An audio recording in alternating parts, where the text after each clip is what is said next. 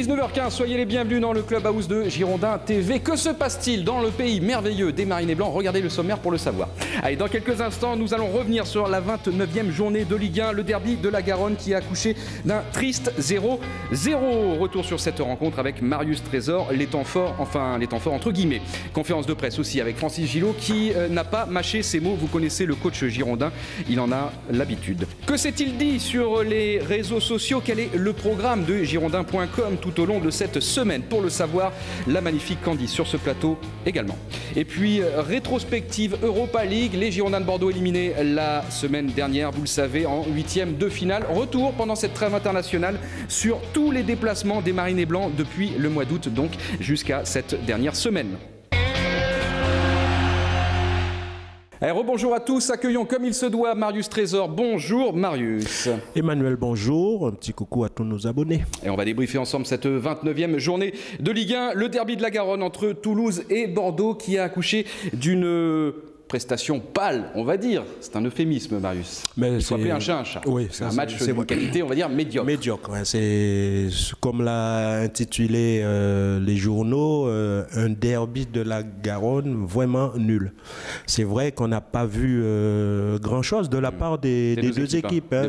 C'est vrai aussi que Toulouse, surtout en deuxième mi-temps, a eu les meilleures opportunités qui auraient pu remporter ce match. Mais bon, Bordeaux a joué avec les moyens du bord actuel et a ramené un point de ce derby. C'est quand même un bon point. Oui, avec un très large turnover effectué aussi par Francis Gillot, qui lui-même en conférence de presse, vous l'entendrez dans quelques minutes, a qualifié cette rencontre de tristoun. Ouais.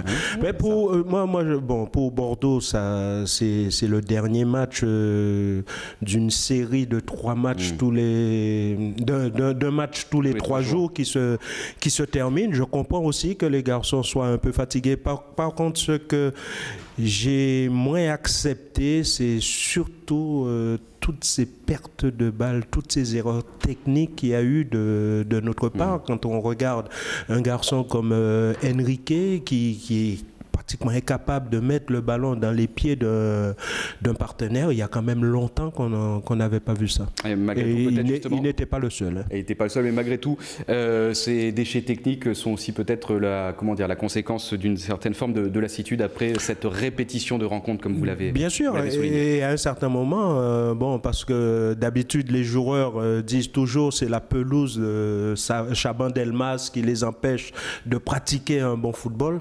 Quand j'ai vu le match, je me suis demandé si la pelouse du stadium ne ressemblait pas à celle de Chaban, parce que pour voir autant d'imperfections au cours de match. Il y avait beaucoup de taupes, on va dire, sur la pelouse du stadium. À Toulouse, c'était dimanche après-midi. Le coup d'envoi de cette rencontre, vous le savez, avait été donné à 17h. Je vous propose de revivre ensemble, donc, j'ai envie de dire presque les temps forts.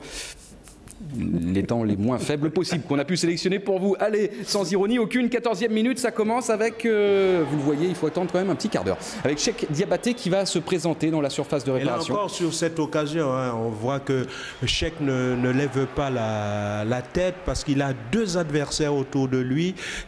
Là, quand il fait le crochet, s'il lève la tête, il y a Biogo Poko qui arrive.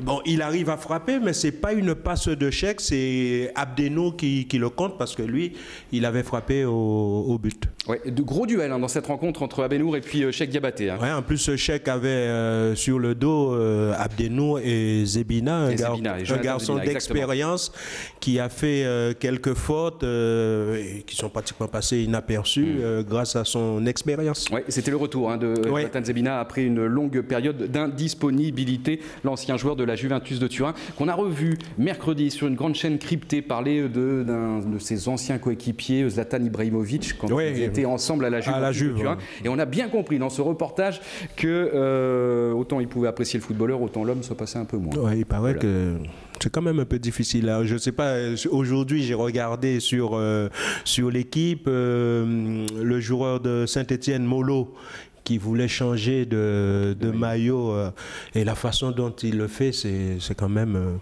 c'est Ibrahimovic.